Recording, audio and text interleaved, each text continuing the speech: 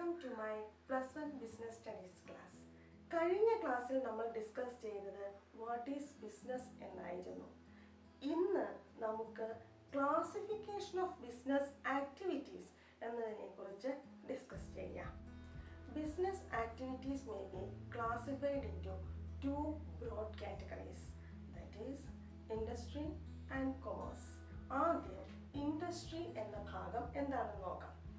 Industry is concerned with production or processing of goods or materials. അതാണ്. എന്നാൽ commerce എന്ന് പറഞ്ഞാൽ commerce includes all those activities which are necessary for facilitating the exchange of goods and services. അതാണ്. Industry എന്നത് പ്രൊഡക്ഷൻ്റെ ഭാഗവും commerce എന്നുള്ളത് പ്രൊഡ്യൂസറിൽ നിന്ന് കസ്റ്റമേഴ്സിലേക്ക് goods or materials എത്തുന്ന പ്രോസസ്സുമാണ് commerce. Industry refers to an economic activity which are connected with the conversion of resources to useful goods. അതാണ് industry. അതായത് റിസോഴ്സുകളെ കസ്റ്റമേഴ്സിന് ആവശ്യമുള്ള പ്രോഡക്റ്റുകളായി യൂസ്ഫുൾ ഗുഡ്സായി മാറ്റുന്ന ആ പ്രോസസ്സാണ് ഇൻഡസ്ട്രിയിൽ നടക്കുന്നത്. എക്സാമ്പിളായിട്ട് നമുക്ക് പറയാം ഷുഗർ കെയിൻ. അതൊരു നാച്ചുറൽ റിസോഴ്സസ് ആണ്. ആ റിസോഴ്സസിൽ നിന്ന് ഷുഗറും ജാഗറിയും ഒക്കെ ഉൽപ്പാദിപ്പിക്കുന്നു. അതായത് ഷുഗർ കെയിൻ എന്ന നാച്ചുറൽ റിസോഴ്സസിൽ നിന്ന് യൂസ്ഫുൾ പ്രൊഡക്റ്റായ ഷുഗറും ജാഗറിയായിട്ട് കൺവേർട്ട് ചെയ്യുന്നു. അതാണ് ഇൻഡസ്ട്രിയിൽ നടക്കുന്ന കാര്യങ്ങൾ. അപ്പോൾ ഇൻഡസ്ട്രി എന്താണെന്ന് ചെറിയ തോതിൽ മനസ്സിലായി. ഈ ഇൻഡസ്ട്രിയെ വീണ്ടും നമുക്ക് ക്ലാസിഫൈ ചെയ്യാം. അതായത് primary industry, secondary and tertiary. ആദ്യം നമുക്ക് പ്രൈമറി ഇൻഡസ്ട്രിയെ കുറിച്ച് ഡിസ്കസ് ചെയ്യാം. പ്രൈമറി ഇൻഡസ്ട്രി എന്നാൽ എന്താണെന്ന് നമ്മൾ മനസ്സിലാക്കി. അതായത് നാച്ചുറൽ റിസോഴ്സസ് റോ മെറ്റീരിയലായിട്ട് ഉപയോഗിച്ച് പ്രൊഡക്ഷൻ നടത്തുന്നതാണ് പ്രൈമറി ഇൻഡസ്ട്രി. അപ്പോൾ ഈ പ്രൈമറി ഇൻഡസ്ട്രിയിൽ തന്നെ അതിനെ രണ്ടായി ക്ലാസിഫൈ ചെയ്യാം. അതായത് എക്സ്ട്രാക്റ്റീവ് ഇൻഡസ്ട്രി എന്നും ജനറ്റിക് ഇൻഡസ്ട്രി എന്നും രണ്ടായി ക്ലാസിഫൈ ചെയ്യാം. അതായത് extractive ഇൻഡസ്ട്രീസിൽ these industries extract or draw out product from natural resources. Extractive ഇൻഡസ്ട്രിക്ക് ഏറ്റവും നല്ല എക്സാമ്പിളാണ് മൈനിങ്. മൈനിങ്ങിൽ നാച്ചുറൽ റിസോഴ്സസിനെ എക്സ്ട്രാക്ട് ചെയ്യുന്നു അല്ലെങ്കിൽ ഡ്രോ ഔട്ട് ചെയ്യുന്നു. അതിൽ നിന്ന് പ്രോഡക്റ്റുകൾ ഉണ്ടാക്കുന്നു. അതാണ് എക്സ്ട്രാക്റ്റീവ് ഇൻഡസ്ട്രിയിൽ ചെയ്യുന്നത്. Next genetic industry. In genetic industry remains engaged in breeding of plants and animals for their use of further reproduction. ഈ ജനറ്റിക് ഇൻഡസ്ട്രീസിന്റെ ഏറ്റവും നല്ല എക്സാമ്പിളാണ് ഡയറി ഫാമിംഗ്. പ്രൈമറി ഇൻഡസ്ട്രി കഴിഞ്ഞാൽ അടുത്തത് സെക്കൻഡറി ഇൻഡസ്ട്രിയാണ്. അപ്പോൾ നമുക്ക് അതിൻ്റെ പേരിൽ നിന്ന് തന്നെ മനസ്സിലാകുന്ന ഒരു കാര്യമുണ്ട്. പ്രൈമറി ഇൻഡസ്ട്രിയിൽ നിന്ന് കിട്ടുന്ന സാധനങ്ങളെ റോ മെറ്റീരിയലായിട്ട് ഉപയോഗിച്ചുകൊണ്ട് നെക്സ്റ്റ് സ്റ്റേജിൽ പ്രൊഡക്ഷൻ നടത്തുന്നതാണ് secondary industry. These industries R concerned with using materials which have already been extracted at the primary industry. ഈ സെക്കൻഡറി ഇൻഡസ്ട്രിയെ തന്നെ നമുക്ക് രണ്ടായി തിരിക്കാം. അത് ഏതൊക്കെയാണെന്ന് വെച്ചാൽ ഒന്ന് manufacturing industry and construction industry. ആ പേര് കേൾക്കുമ്പോൾ തന്നെ മനസ്സിലാവും മാനുഫാക്ചറിങ് ഇൻഡസ്ട്രീസിൽ റോ മെറ്റീരിയൽസിനെ ഫിനിഷ്ഡ് ഗുഡ്സ് ആയിട്ട് കൺവേർട്ട് ചെയ്യുന്നതാണ്. കൺവേർട്ട് ചെയ്യുന്ന പ്രോസസ്സാണ് മാനുഫാക്ചറിങ് ഇൻഡസ്ട്രീസിൽ നടക്കുന്നത്. പേര് സൂചിപ്പിക്കുന്നത് പോലെ കൺസ്ട്രക്ഷൻ ഇൻഡസ്ട്രീസിൽ എന്തായിരിക്കും നടക്കുന്നത്? Construction of buildings, roads, dams, അങ്ങനെ കാര്യങ്ങളാണ് കൺസ്ട്രക്ഷൻ ഇൻഡസ്ട്രീസിൽ നടക്കുന്നത്. ഈ കൺസ്ട്രക്ഷൻ ഇൻഡസ്ട്രീസിൽ പ്രൈമറി ഇൻഡസ്ട്രീസിൽ നിന്ന് എക്സ്ട്രാക്ട് ചെയ്തതോ ഡ്രോ ഔട്ട് ചെയ്തതോ ആയിട്ടുള്ള സാധനങ്ങൾ റോ മെറ്റീരിയൽസ് ആയിട്ട് ഉപയോഗിക്കുന്നുണ്ട്. Manufacturing industry. ഈ മാനുഫാക്ചറിങ് ഇൻഡസ്ട്രിയെ അതിനകത്തുള്ള മെത്തേഡ് ഓഫ് ഓപ്പറേഷൻ അതിനനുസരിച്ച് വീണ്ടും ക്ലാസിഫൈ ചെയ്യുന്നുണ്ട്. ഏതൊക്കെയാണെന്ന് വെച്ചാൽ analytical industry, synthetical industry, processing industry and assembling industry. അപ്പോൾ ആ വാക്കുകളിൽ നിന്ന് തന്നെ നമുക്ക് അതിൻ്റെ നേച്ചർ എന്താണെന്ന് മനസ്സിലാവും. Analytical industry. This industry analyzes and separates different elements from the same material. അപ്പോൾ സെയിം മെറ്റീരിയലിൽ നിന്ന് തന്നെ പലതരത്തിലുള്ള പ്രോഡക്റ്റുകൾ ഉണ്ടാക്കുന്നു.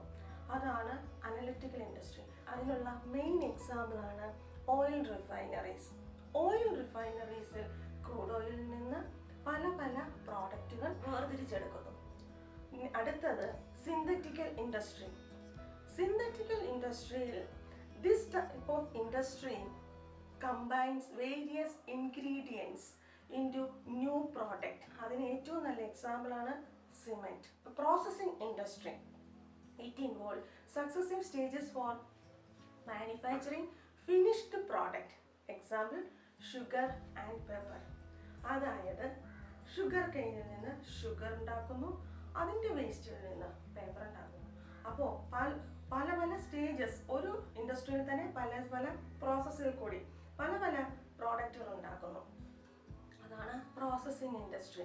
അടുത്തത് അസംബ്ലിംഗ് ഇൻഡസ്ട്രി. അതിൽ നിന്ന്, ആ പേരിൽ നിന്ന് തന്നെ നമുക്ക് മനസ്സിലാകും, പല പല കമ്പോണൻസ് ഒരു സ്ഥലത്ത് കൊണ്ടുവന്ന് അസംബിൾ ചെയ്യുന്ന. Assembling industry assembles different component parts to make a new product. ഇപ്പോൾ കാർ, കമ്പ്യൂട്ടർ, ഇതൊക്കെ ഓരോ ഫാക്ടറികളിലാണ് അതിൻ്റെ ഓരോ പാർട്സ് ഉണ്ടാക്കുന്നത്. പക്ഷേ അതെല്ലാം കൂടി കമ്പൈൻ ചെയ്യുന്നത് അല്ലെങ്കിൽ അസംബിൾ ചെയ്യുന്നത് ഒരു ഇൻഡസ്ട്രിയാണ്. അങ്ങനെയുള്ള ഇൻഡസ്ട്രിയാണ് അസംബ്ലിംഗ് ഇൻഡസ്ട്രി. മാനുഫാക്ചറിങ് ഇൻഡസ്ട്രിയുടെ 4 ക്ലാസിഫിക്കേഷൻ കണ്ടു. ഇനിയുള്ളത് കൺസ്ട്രക്ഷൻ ഇൻഡസ്ട്രിയാണ്. മുമ്പേ നമ്മൾ അതിനെക്കുറിച്ച് ഡിസ്കസ് ചെയ്തു. കൺസ്ട്രക്ഷൻ ഇൻഡസ്ട്രീസിൽ construction of roads, dams, buildings, ഇതൊക്കെയാണ് കൺസ്ട്രക്ഷൻ ഇൻഡസ്ട്രീസിൽ ചെയ്യുന്നത്. അടുത്തത് ടെറിഷറി ഇൻഡസ്ട്രി എന്താണെന്ന് നോക്കാം. അതായത് പ്രൈമറി ഇൻഡസ്ട്രി, സെക്കൻഡറി ഇൻഡസ്ട്രി, ഇനി ടെറിഷറി ഇൻഡസ്ട്രി. ടെറിഷറി ഇൻഡസ്ട്രി എന്നാൽ സർവീസ് ആണ്.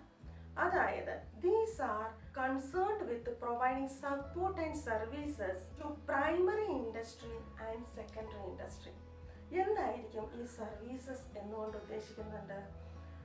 ഇപ്പോൾ പ്രൈമറി ഇൻഡസ്ട്രിക്കാണെങ്കിലും സെക്കൻഡറി ഇൻഡസ്ട്രിക്കാണെങ്കിലും അത്യാവശ്യം വേണ്ട കാര്യങ്ങളാണ് transportation, insurance, banking, warehouse.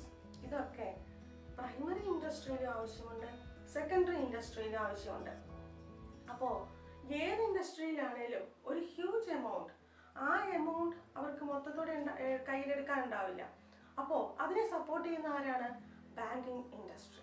Transportation, അതായത് റോ മെറ്റീരിയൽസ് കമ്പനികളിൽ എത്തിക്കണം.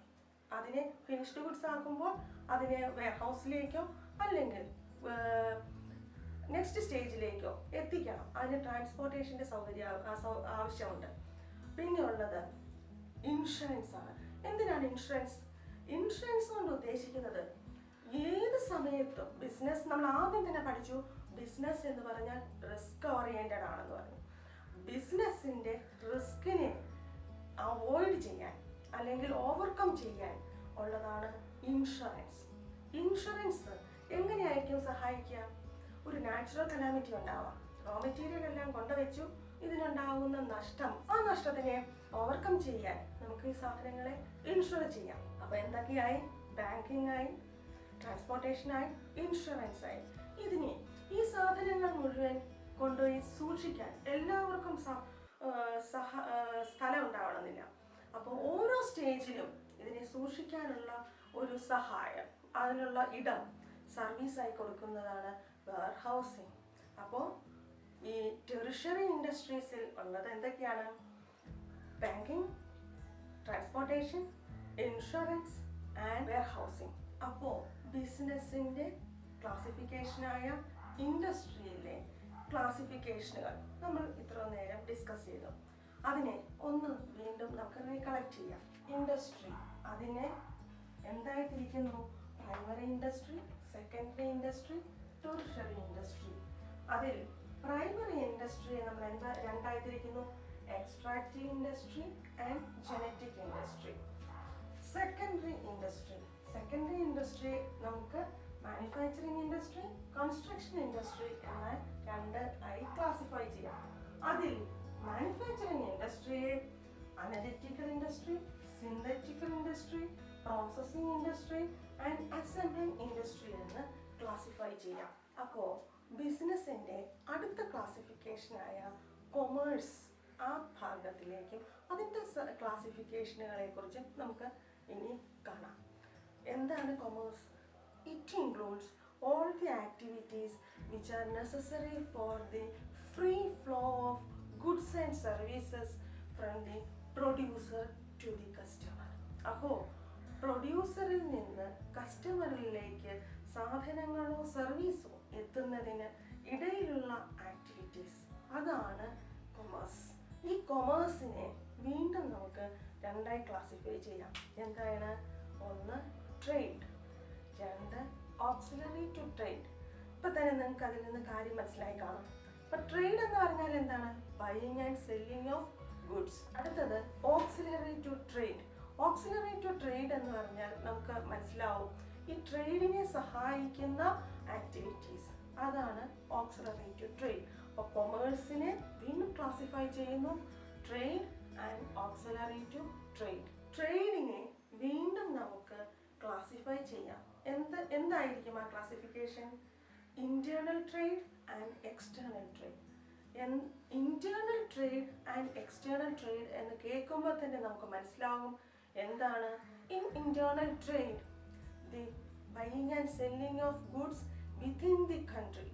അപ്പോൾ ഒരു രാജ്യത്തിനകത്ത് തന്നെ നടക്കുന്ന ട്രേഡിനെ, ബൈയിങ്ങും സെല്ലിങ്ങും നടക്കുന്നത് ഒരു കൺട്രിക്കകത്ത് തന്നെയാണെങ്കിൽ അതിനെ ഇന്റേണൽ ട്രേഡ് എന്ന് പറയുന്നു.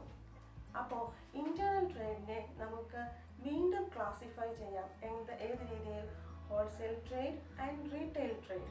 അതിൽ നിന്ന് തന്നെ നമുക്ക് ആ ട്രേഡിൻ്റെ നേച്ചർ എന്താണെന്ന് മനസ്സിലാവും.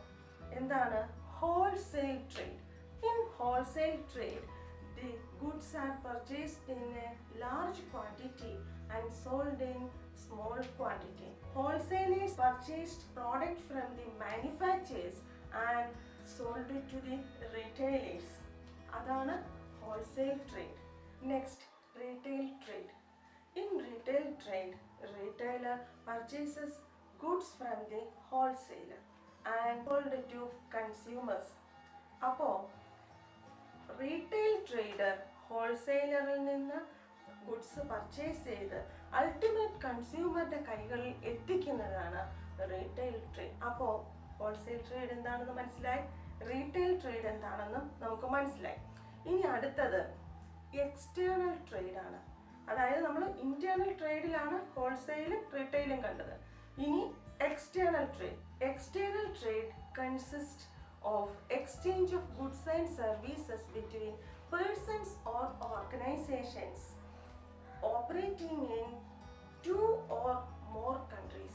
അതായത് എക്സ്റ്റേണൽ ട്രേഡ് എന്നാൽ ഒരു രാജ്യത്ത് ഒന്ന് പർച്ചേസ് ചെയ്യുകയും മറ്റൊരു രാജ്യത്ത് അതിനെ വിൽപ്പന നടത്തുകയും ചെയ്യുന്നതിനെയാണ് എക്സ്റ്റേണൽ ട്രേഡ് എന്ന് പറയുന്നത്.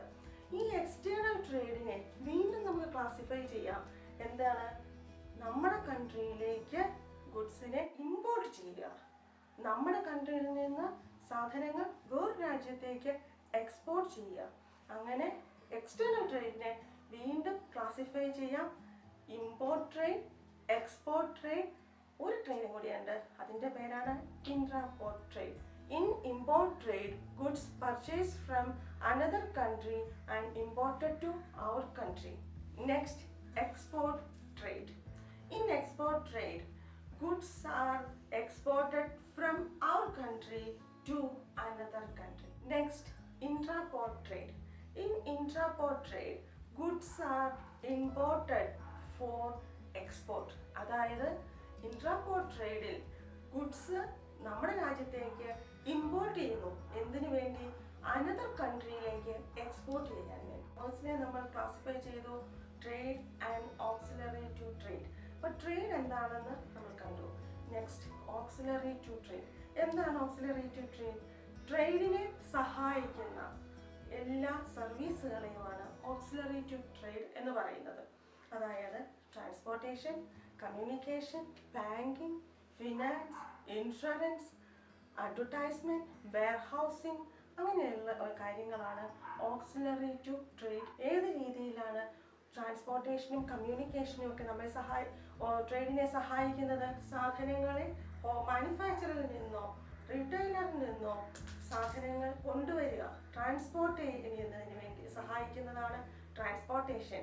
വിവരങ്ങൾ കൈമാറും ചെയ്യുന്നു. അത് ഇന്ന സ്ഥലത്ത് ഇന്ന പ്രോഡക്റ്റ് ഉണ്ട് എന്നുള്ള അറിവാണ് കമ്മ്യൂണിക്കേഷൻ. Next, banking service. ഹോൾസെയിലറിൻ്റെയോ റീറ്റെയിലറിൻ്റെയോ കയ്യിലൊന്നും ധാരാളം ഫണ്ട് ഉണ്ടാവണമെന്നില്ല. അവർക്ക് ആവശ്യമുള്ള സമയത്ത് ഫണ്ട് കൊടുത്ത് സഹായിക്കുന്നതാണ് ബാങ്കിങ് സർവീസ്. അടുത്തത് ഇൻഷുറൻസ്. ഈ ഹോൾസെയിലർക്കും റീറ്റെയിലർക്കും അതാത് സമയങ്ങളിൽ തന്നെ പർച്ചേസ് ചെയ്ത അപ്പോൾ തന്നെ അത് സെയിൽ നടത്താൻ സാധിക്കണമെന്നില്ല. അപ്പോൾ ഇവർ കുറച്ച് നാള് സൂക്ഷിച്ചു വെക്കേണ്ടി വരും ഈ സാധനങ്ങൾ.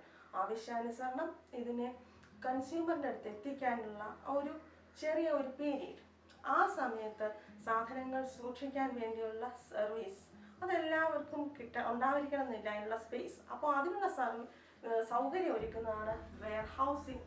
Next, advertising. നമുക്കിപ്പോൾ ഒരു സാധനം എവിടെയെങ്കിലും ഉണ്ട് എന്നുള്ളതിനെ കുറിച്ച് അറിവുണ്ടായിരിക്കണമെന്നില്ല, പക്ഷേ ഒരു അഡ്വർടൈസ്മെന്റ് വഴിയായിരിക്കും നമ്മളത് അറിയുന്നത്. അങ്ങനെ ഒരു സാധനത്തിനെ കുറിച്ചുള്ള അറിവ് കൺസ്യൂമർക്ക് കിട്ടുന്നത് അഡ്വർടൈസ്മെന്റ് വഴിയാണ്. അപ്പോൾ കൊമേഴ്സിന്റെ ക്ലാസിഫിക്കേഷൻസ് നമ്മൾ കണ്ടു. അതിനെ നമുക്ക് വീണ്ടും ഒന്നുകൂടി റീകളക്ട് ചെയ്യാം. കൊമേഴ്സിനെ trade and auxiliary to trade എന്ന് രണ്ടായി ക്ലാസിഫൈ ചെയ്തു. ട്രേഡിനെ ഇന്റേണൽ ട്രേഡ്, എക്സ്റ്റേണൽ ട്രേഡ് എന്ന് രണ്ടായി ക്ലാസിഫൈ ചെയ്തു. ഇന്റേണൽ ട്രേഡിനെ wholesale trade and retail trade എന്ന് വീണ്ടും ക്ലാസിഫൈ ചെയ്തു. എക്സ്റ്റേണൽ ട്രേഡിനെ import trade, export trade, entrepot trade എന്ന് മൂന്നായി ക്ലാസിഫൈ ചെയ്തു. ഓക്സിലറി ടു ട്രേഡ് ആ ഹെഡിൽ വരുന്നത് എന്തൊക്കെയാണ്? Transport, warehousing, insurance, banking and finance and advertisement. ഇന്നത്തെ ക്ലാസ്സിൽ നമ്മൾ ബിസിനസിന്റെ ക്ലാസിഫിക്കേഷൻ ഓഫ് ബിസിനസ് പഠിച്ചു. നെക്സ്റ്റ് ക്ലാസ്സിൽ നമുക്ക് ഒബ്ജക്ട്സ് ഓഫ് ബിസിനസ് ഡിസ്കസ് ചെയ്യാം. Thank you.